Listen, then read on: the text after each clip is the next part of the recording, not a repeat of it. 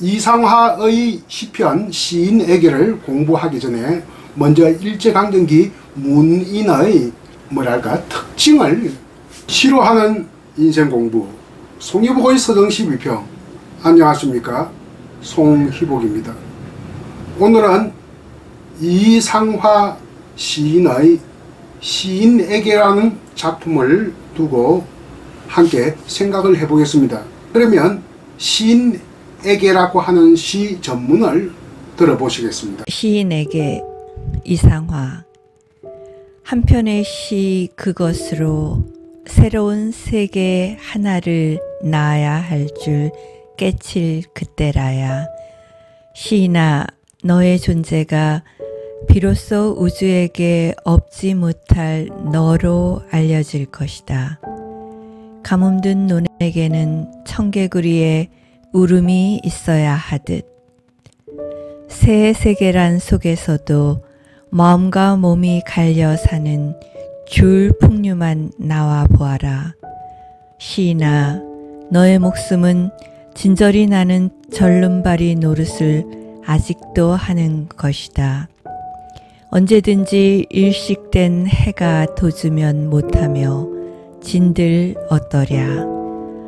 시인아, 너의 영광은 미친 개 꼬리도 밟는 어린애의 짬 없는 그 마음이 되어 밤이라도 낮이라도 새 세계를 낳으려 손댄 자국이 시 될 때에 있다. 촛불로 날아들어 죽어도 아름다운 나비를 보아라. 잘 들어보셨습니까? 이상화의 시편 시인에게를 공부하기 전에 먼저 일제강점기 문인의 특징을 말씀드리겠습니다. 일제강점기는 35년입니다. 그때 많은 근대 사상과 근대의 문의 사조가 우리에게 들어왔기 때문에 조금 뭔가 모르게 사상적으로나 문학적으로 좀 잡다한 시기였다, 이렇게 보면 되겠습니다. 누구랄 것도 없이 이강수부터 모든 문인들이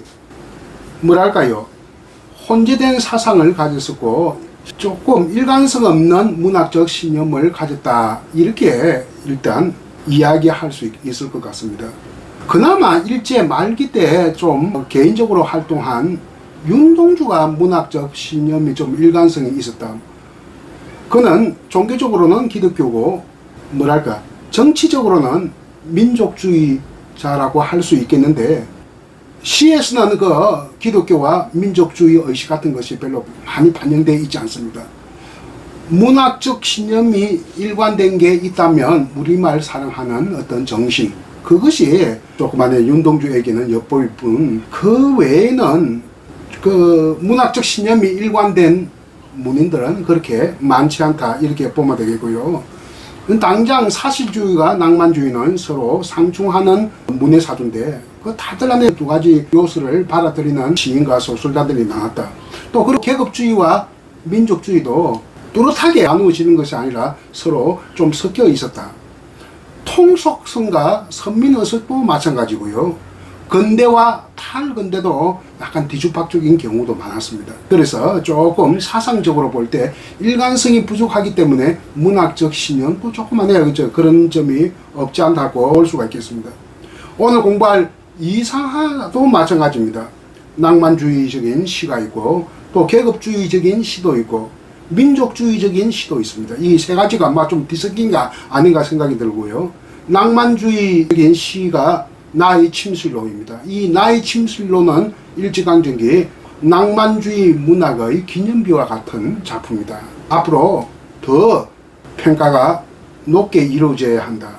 또 그리고 이별을 하느니 라고 하는 시도 마찬가지입니다. 계급주의, 그가 카퍼라고 하는 예술단체에 가입을 했고 적극적으로 활동을 안 했습니다만 가입한 적이 있습니다. 이제 그런 어떤 시와 관련된 물론 많은 시를 생산해내지는 못했습니다만 카퍼 시절의 계급주의와 관련된 흔적의 시들이 엿보이거든요.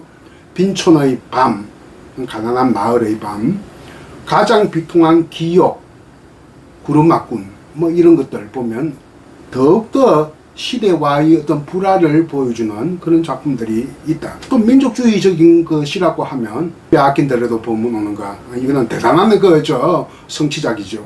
선구자의 노래 뭐 이런 것들이 있습니다. 그만큼 문학적으로 조금 일관되지 않고 좀 뒤섞여 있다. 이건 다른 뭐 이강수도 마찬가지고 김동인, 뭐 염상석, 그의 친구인 현진근도 마찬가지입니다. 일제 때는 대체로 지연을 중심으로 문인들의 그 교우관계나 무슨 또 선후배 관계 이런 것이 형성되었거든요. 가장 대표적인 것은 평안도 출신들 이강수, 김업, 김동인, 주요한, 전영택 뭐 이런 이들이 서로 결속력이 강해가지고 우리 신문화 초창기에 큰 역할을 했습니다. 평양을 중심으로 하는 평안도, 서도 출신들. 또 그리고 아니야 그 서울 출신들도 많죠. 그 당시 서울을 경성이라고 했으니까 식민지 수도 경성 출신들의 문인들, 염상서, 박종하, 박태원, 이상 이런 사람들은 뭐 결속력은 없었지만 식민지 근대화의 문학을 실현시키는데 큰 역할을 했단 말입니다. 자, 그리고 또 한 지연이 있다고 하면 대구 경북 지연이겠는데요. 대구의 현진건과 누구요? 오늘 공부할 이상화는 1900년생, 1901년생, 나이는 한 살 차이입니다만 아주 친한 친구고요. 또 이육사도 있지 않습니까? 이육사는 뭐 대구하고 연고는 별로 없는데 안동입니다만 대구 경북 지역이죠. 1904년생이니까 4년 동안 세 사람이 태어나서 8개월 내에 같은 시기에 죽었습니다. 같은 시기에 태어나서 같은 시기에 죽었다. 이렇게 보면 되겠고, 친구인 현진근과 이상화는 같은 날에 죽었습니다. 뭐 이들도 대부분 사실주의와 낭만주의, 계급주의와 민족주의, 뭐 통속성과 선민의식 이런 것이 다 이렇게 뒤섞여 있습니다. 이육사는 사상적으로 아주 뒤섞여 있죠. 민족주의, 계급주의, 뭐 계급주의라기보다는 또 사회주의, 그리고 무정부주의 이런 것들이 뒤섞여 있었고요. 이런 것들이죠. 문학적으로 일관되지 못한 그 신념을 보여주었다 하는 약간의 부정적인 평가로 나올 수 있지만 이 사람들이 갖고 있는 좀 일관된 또 신념도 있습니다. 반일, 반시대적, 일본 제국주의를 반대하고 또 시대와의 불화를 일으키는 뭐 이런 수상한 게 있었습니다. 시인에게는 이상화의 낭만주의적, 계급주의적, 민족주의적 성격의 시들을 하나로 조그마한 통합하는 새로운 어떤 융합적 비전을 보여주는 시를 바라보는 관점을 세우려는 그의 생각이 담긴 시가 아니겠느냐, 저는 이렇게 평가하고 싶습니다.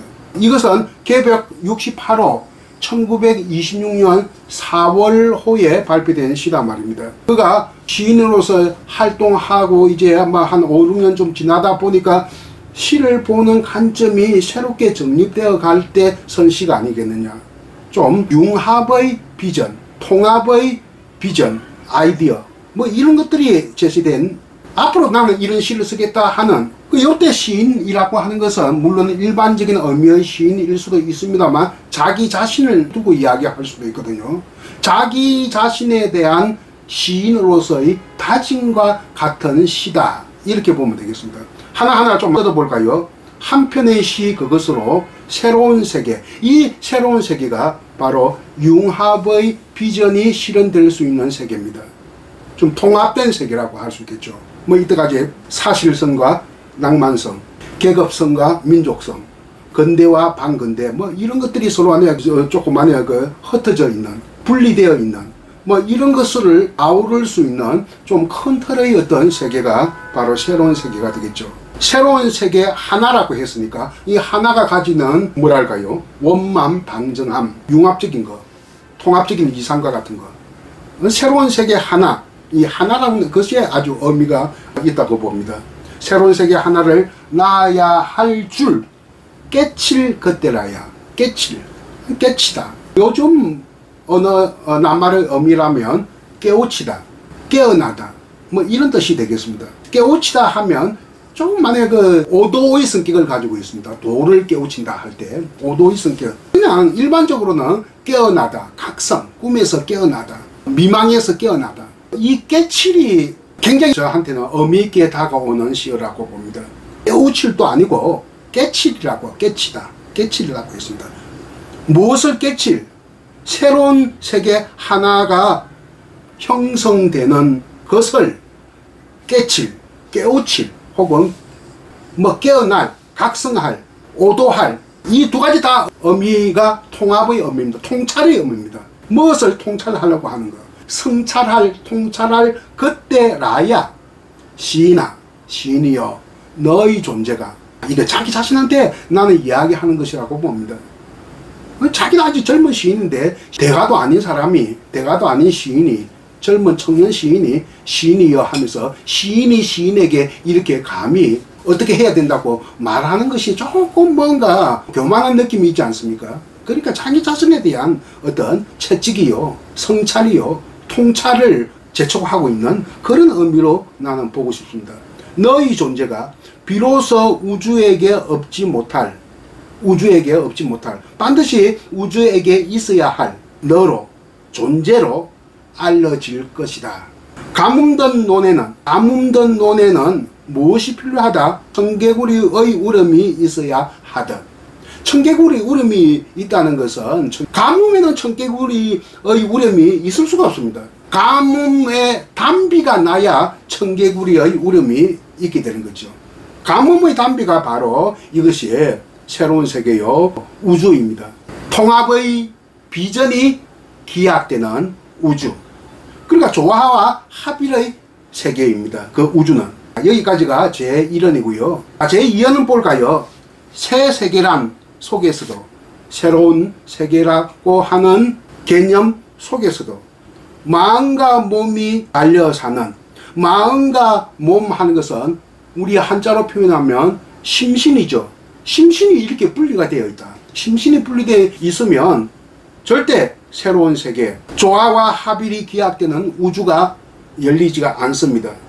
줄풍류만 나와 보아라. 줄풍류가 뭔지 아십니까? 풍류라는 개념은 이 동아시아적 미학 개념이죠.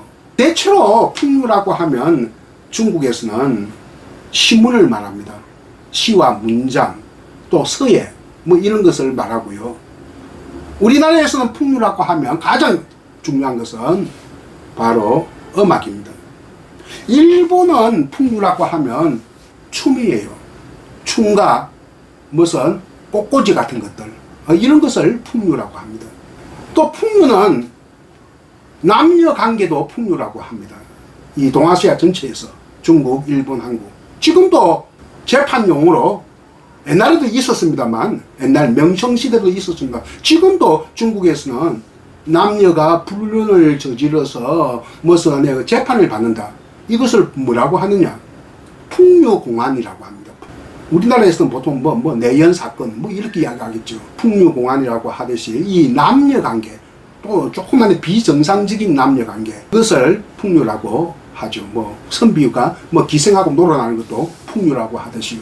줄풍류는 뭐냐? 우리나라에서는 주로 음악을 풍류라고 하는데, 줄풍류는 현악기를 줄풍류로 한다. 우리 조상들이 많이 썼던 말입니다. 검은구를 타든가 가야금을 연주하든가 아니면 해금을 탄주하든가 이런 것을 보고 우리는 줄풍류라고 해요. 줄풍류만 나와 보아라. 줄풍류는 음악이면서 또 시이기도 합니다. 옛날 시인들, 그 이상하 이진의 한자로 시를 쓰는 사람들, 선비들의 시를 바로 우리는 무엇한다? 음풍영을 한다. 물론 시조도 예외일 수 없습니다. 시조도 음악적으로 실현되는 시가이니까. 줄풍류는 음악이면서 또 문학이니까 할 때는 음풍영을이거든요. 시는 음풍영을이 아니라는 겁니다. 그러니까 몸과 마음이 분리되어 있다는 거지요. 이때 마음이라고 하는 것은 진정한 시정신, 포에지 이런 것을 말하는 겁니다. 시심, 여러분 그걸 요즘도 많이 쓰지 않습니까? 시심. 선시는 바로 불심이 시심이고 시심이 불심이지 않습니까? 시심, 시정신, 이것이 마음이고, 음악은 소리로 이렇게 들리거든요. 노래를 부르면 육성이고 몸의 목소리니까, 연주가 되면은 연주 소리가 되겠죠. 이러나 육성의 소리거나 연주 소리를 우리는 몸이라고 하는 겁니다. 이것이 분리되어 있다. 음풍영을 하는 옛날 시조나 부르는 가객들, 또한 한시 써놓고 엎조리는 옛날 선비들, 그건 다 음풍영울이지 진정한 엄연시가 아니다. 그래서 줄풍류로부터 나와서 보아라. 줄풍류로부터 엄풍용으로부터 벗어나서 제대로 보는 것이 바로 진정한 의미의 시정신, 건대시다. 이런 뜻으로 해석할 수밖에 없어요. 어떻게 해석을 하겠습니까? 시인아, 시인이여 너의 목숨은, 그러니까 시인으로서의 어떤 뭐랄까 핵심적인 어떤 사고의 틀, 사고의 패러다임은 진절이 나는 절름발이 노릇을 하고 아직도 하는 것이다. 그러니까 시인으로서의 어떤 진정한 생명의식 같은 것은 아직 멀었다 하는 겁니다. 이 줄풍류에서 벗어나지 못하면 진절이 나는, 진절이 치는 이런 말 요즘 또 많이 쓰지 않습니까? 절름발이 노릇을 하니까 이게 바로 몸과 마음이 분리된 거. 절름발이가 비정상적이라는 이야기입니다. 비정상인을 절름발이라고도 하지 않습니까? 걸어가는 사람은. 한자로 하면 파행입니다. 요즘도 파행이라고 많이 쓰고 있지 않습니까? 교육행정의 파행. 그러니까 시인이 절름발이가 되어서는 안 된다. 몸 따로 마음 따로 되어서는 안 된다. 시정신 따로 엄풍령을 따로 이렇게 되어서는 안 된다 하는 이야기입니다. 언제든지 일식된 해가, 일식이나 월식은 해가 달이 겹치는 것을 말하는 것이죠. 이게 일식이든 뭐 월식도 마찬가지입니다. 이것은 우주 질서가 부조화할 때 생기는 것이라고 이렇게 본 겁니다. 음양의 부조화, 우주적 음양 질서의 부조화. 그러니까 카오스 상태. 뭐 일식이든 월식이든 마찬가지입니다. 이때는 월식이 해도 아무 관계가 없습니다. 일식보다는 사실은 문맥상 볼 때 월식이 더 낫거든요. 일식된 해가 돋으면 못하며 진들 어떠랴. 해가 돋으면 어떻고 해가 지면 어떠냐. 이렇게 해와 달은 나란히 서로 순환하고 교체가 돼야 된다. 마지막 연 봅시다. 시인아 너의 영광은, 시인의 영광에 대해서 지금 결론적으로 한마디 하겠다는 이야기입니다. 참 재미있는 표현이네요. 미친 개 꼬리도 발른 어리네. 어른 같으면 어떻게 미친 개 꼬리 봤습니까? 물리 죽으려고. 근데 아이들은 순진무구하기 때문에 겁도 없으니까 순진무구하고 겁도 없이 미친 개 꼬리 발른 어린애의 짬 없는 그 마음이 돼요. 그 순진무구한 마음, 이해타산이 없는 마음, 짬 없는, 짬이란 말이면 짬 좀 내주요 하는 옛날 노래도 있지 않았습니까? 시간 좀 내주요, 여유 좀 내주요, 결을, 뭐 그런 뜻입니다. 시간, 여유, 결을이 있다 없다 할 때 결을. 이상화 시인의 최고의 그 대표작인 빼앗김에도 본문 오는가에 보면 그 절름발이하고 관련된 표현이 나옵니다. 다리를 절며 하루를 걷는다, 이런 말이 나오거든요. 이거 바로 절름발이하고 연결되죠. 또 그리고 짬 없는 이 말을 거기에도 나옵니다. 빼앗긴더라도 보면 오는가, 거기에도 짬 없다 이런 표현이 나오지 않습니까? 그러면 짬이 없다, 시간이 없다, 이 말은 무시간성을 말하는 것이다. timelessness, 무시간성. 이게 바로 서정시의 본령입니다. 서정시는 자아와 세계가 합일되고 융합되는 것이죠. 소설의 세계관은 뭡니까? 자아와 세계의 분리, 갈등, 뭐 이런 것을 보여주는 것이라면 서정시는 바로 조화와 합일, 이런 것이란 말입니다. 그 짬 없는 것은 짬이 없다, 시간이 무시간성. 아까 제가 이야기하지 않았습니까? 의미 있는 말, 여운을 남긴데 깨치다. 깨칠 것들에야 시인아 너희 존재 할 때 깨치다, 깨우치다 혹은 깨어나다 그런 말이라고 했는데 불교에서도 그렇습니다. 불교에서는 깨우친 존재, 즉 석가모니 붓다처럼 깨우친 존재는 시간의 개념도 없습니다. 그러니까 미래, 과거, 현재가 분리되어 있지 않고 하나로 통합되어 있죠. 깨우친 존재에게는 시간도 없다. 시간 없는 것, 이 무시간성이 바로 서정시의 본령이고, 그러니까 사실은 깨우친 존재로 우리 인간이 돌아가자 하는 것은 어린이의 동심으로 돌아가자는 것과 다름없습니다. 애들한테 무슨 과거가 있고 미래가 있습니까? 그야말로 시간 개념이 없으니까 하루 종일 놀아도 뭐 안에 시간 가는 줄 모르죠. 그게 바로 무시간성입니다. 어린애의 짬 없는 그 마음이 되어서 밤이라도 낮이라도 새 세계를 낳으러, 생산하러, 형성시키러 손댄 자국이, 이 자국이라고 하는 것은 흔적이란 말인데 요즘 잘 안 쓸 말이죠. 요즘 또 쓰긴 씁니다. 자국, 지도, 노력, 뭐 이런 뜻을 나타내는 말이 아니겠느냐. 손댄 자국, 손댄 시도, 노력이 시가 될 때에 있다. 시가 될 때에 그런 새 세계를 형성시키려고 하는 노력 끝에 서정시가 완성될 수 있다. 그런 시가 새로운 세계의 서정시다. 마지막 한 줄 볼까요? 이것도 아주 의미 있는 겁니다. 아주 마무리가 잘된 시라고 볼 수 있겠네요. 촛불로 날아들어 주구도 아름다운 나비를 보아라. 주구도 아름다운 나비. 이게 무슨 말이냐? 나비가 아름답다는 뜻이라기보다는 아름다운 뭘 추구하는 나비. 그러니까 불 속으로 달려드는 나비니까 우리가 알고 있는 나비가 아닙니다. 이것을 우리는 불나비. 이때 니열 탈락을 시켜서 겨울내를 겨우내 되듯이 뭐 이렇게 니열 탈락을 우리 니열 탈락되는 현상이 많지 않습니까? 부나비라고도 합니다. 부나비. 불나비 혹은 부나비. 아름다움을 추구하는 불나비, 부나비. 이건 사실은 나비가 아니고 나방이라고 합니다. 나방이에요. 나방. 나방을 갖다 지금 나비라고 본 거예요. 죽어도 아름다운 나비. 아름다움을 추구하는, 죽더라도 아름다움을 추구하겠다고 하는 나방처럼 촛불로 달려들어 죽어도 아름다운 나비를 보아라. 나방을 보아라. 이것은 시는 시 나름대로의 문학으로서 문학성을 갖추고 있다.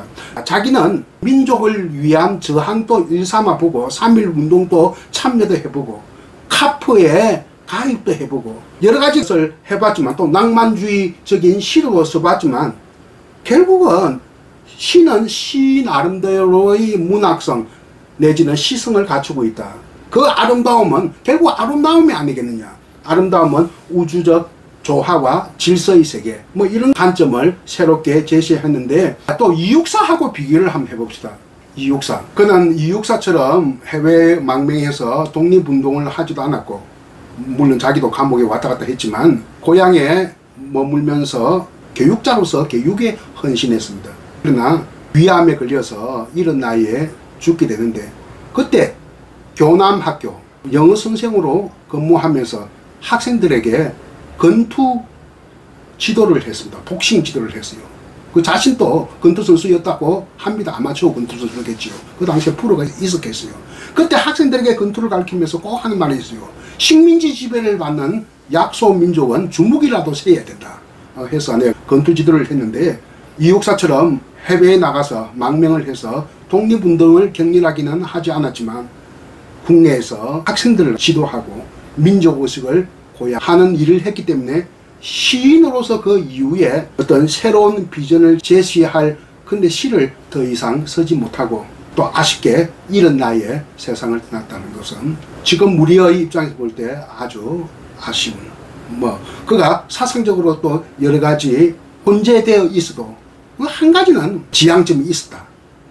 반시대적, 반일, 반식민주의적 이런 사상은 가지고 있었다. 이렇게 볼 수 있겠고 오늘 이상화 선생의 시인에게 공부를 했습니다. 여러분도 한번 더 생각해 보시기를 바라며 오늘 강의를 여기서 마치겠습니다. 안녕히 계십시오. 시인에게 이상화. 한 편의 시 그것으로 새로운 세계 하나를 낳아야 할 줄 깨칠 그때라야. 시인아, 너의 존재가 비로소 우주에게 없지 못할 너로 알려질 것이다. 가뭄든 논에게는 청개구리의 울음이 있어야 하듯 새 세계란 속에서도 마음과 몸이 갈려 사는 귤 풍류만 나와 보아라. 시인아, 너의 목숨은 진저리 나는 절름발이 노릇을 아직도 하는 것이다. 언제든지 일식된 해가 돋으면 못하며 진들 어떠랴. 시인아, 너의 영광은 미친 개 꼬리도 밟는 어린애의 짬 없는 그 마음이 되어 밤이라도 낮이라도 새 세계를 낳으려 손댄 자국이 시 될 때에 있다. 촛불로 날아들어 죽어도 아름다운 나비를 보아라.